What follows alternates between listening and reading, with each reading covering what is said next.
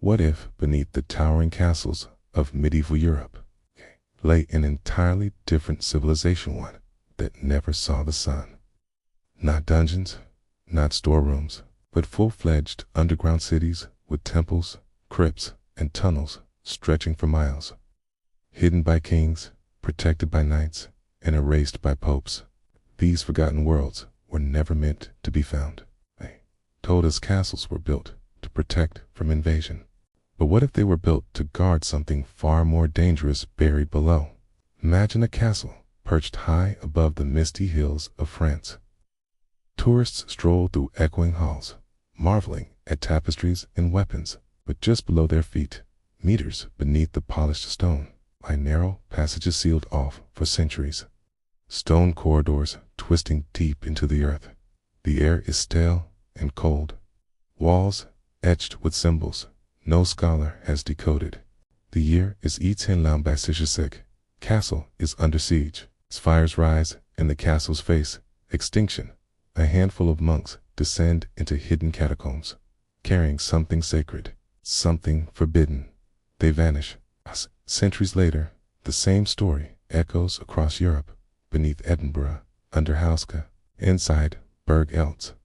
Whispers of secret societies guarding ancient tunnels, ritual chambers that never saw daylight. But who built these networks, and what were they really hiding? Some believe they were merely escape routes.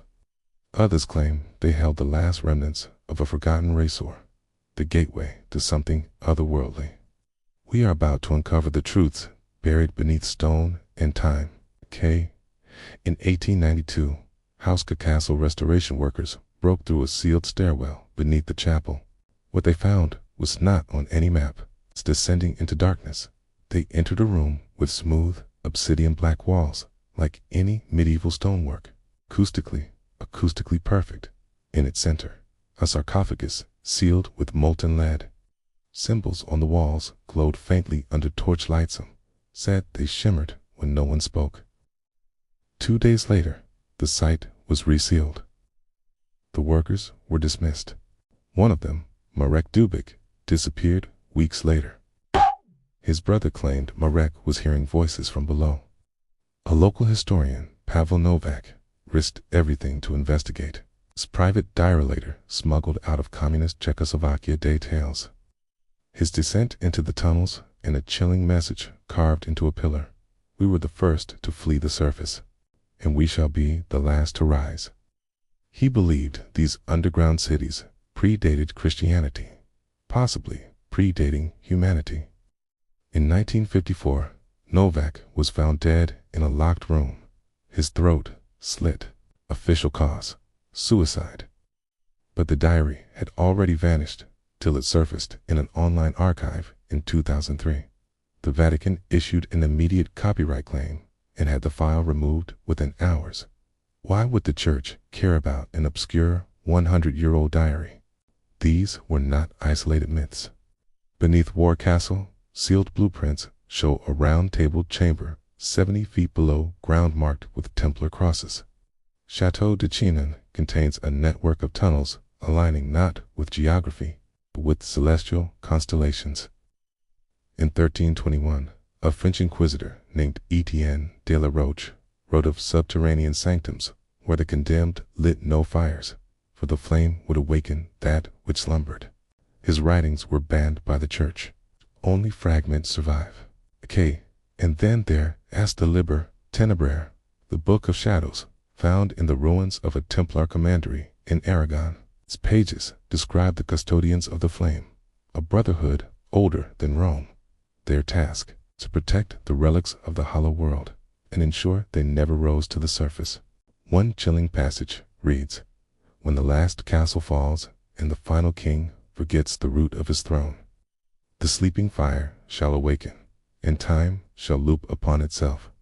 More than myth, some believe these tunnels were built atop ancient cities from lost civilizations, perhaps even from survivors of a pre-Ice Age society. Was this the knowledge the Templars died to protect?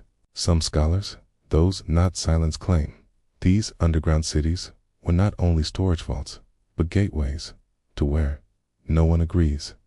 But all sources mention three things: silence, fire, and bloodlines. And yet, none of this appears in our history books. Okay?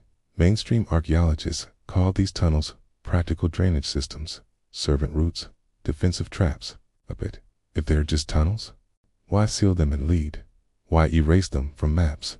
Why are castle blueprints from the 13th century more detailed than modern schematics? The Vatican denies any involvement, yet their secret archives list dozens of entries under Inter Subterranea, to Castella Damnata, subterranean, interferences from condemned castles.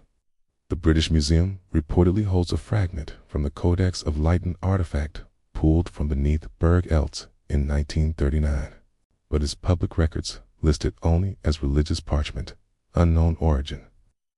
The rest is locked in the restricted antiquities vault of limits, even to senior curators. Meanwhile, satellite imaging of castle sites across Europe has revealed irregular heat, signatures beneath ground matching nothing above. And in 2022, a drone scan beneath Bran Castle in Romania showed what appears to be a perfectly symmetrical circular structure 100 feet below the courtyard. The Romanian government denied all reports. But one anonymous source leaked a statement from the site supervisor. We broke into something old, something that didn't want to be found. So now, the question is no longer if these underground cities exist, but why were they hidden? Were they vaults of knowledge? Tombs of ancient rulers? Or shelters from a cataclysm the surface world has forgotten? One prophecy discovered in a monastic chronicle from the 1200s states, "And in the age of glass and light, when man forgets the dark, the buried kings shall rise, and the stones shall split once more." Could it be that these sites were never forgotten, but intentionally buried? What lies beneath the castles of old may not be dead history, but sleeping power. And perhaps we were never the first civilization to build on this earth, only the first to forget. What if the Templars, the Cathars, even the church itself, weren't fighting for domination, but over the keys to an ancient world they could no longer control? If that's true, then we must ask, what else have they buried? And more hauntingly, are the keepers still down there, waiting? So next time you walk through a medieval castle, ask yourself, what's directly beneath your feet? And remember, history may not be what you were told, because if it was rewritten once, could it happen again? Subscribe, because truth, no matter how deeply buried, always finds its voice. The stone above is cold, but the world below still breathes.